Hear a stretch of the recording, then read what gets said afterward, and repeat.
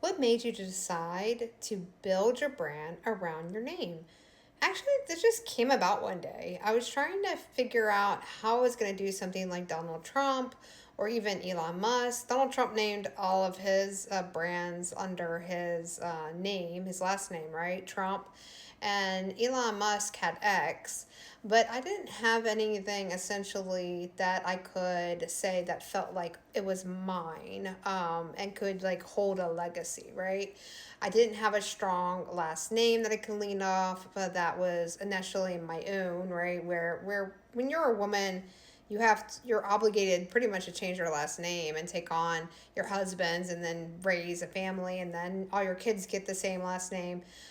So essentially, I kept my last name when I got married because I didn't have any connection really to my maiden name, as my own father wasn't a part of my childhood, and I wasn't really close to those family members at all, other than my grandmother on that side. But she didn't have the same last name. She ended up getting divorced, and so she had a different last name. And my mom, even though she was a single parent for a little bit there, she ended up going back to her name. So nobody essentially had any connection to my maiden name that I wanted to hold on to. So I decided to keep my married last name, and really just because at that point it was the only last name that I felt like was mine, because at that point I already had it for like 14 years. It was the only name I had as an adult. And then all my kids were took that name because that's the choice I made, and I really wanted to own it. I wanted it to be my last name.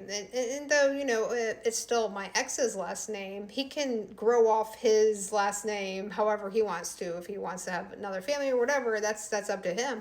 But I decided, during that time, that I wanted a name that could bridge my whole family, even if they got remarried. Like my kids got remarried and took on their husband's last name, or just decided to keep their last name as is. It was really up to them moving forward. But what was a commonality that we could all kind of like rally around? And I don't want to say, well, because it was their mom, it was my name. It was really because I was just looking at something simple, and I was like, well, my name's simple. It's only 5 letters long.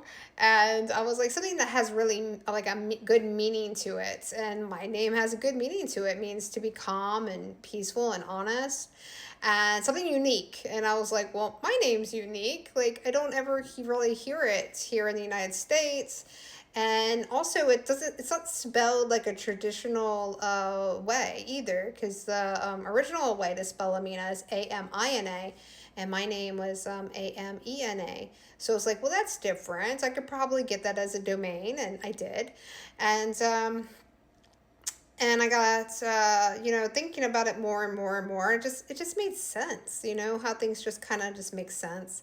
And so I asked my older daughter, the one that essentially I was building another whole business with and brand with. I asked her thoughts, and she didn't see any reason why not to. So I was just like, okay, we'll just call it. The first business was Amena Media. Second business was Amena Arts. The third business kind of was like the overshoot is Amena Global.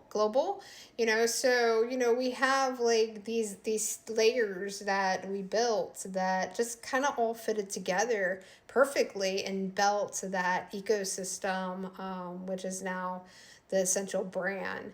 So not only is it my first name, but it's also the brand name as a whole. It's the thing that ties the whole foundation together.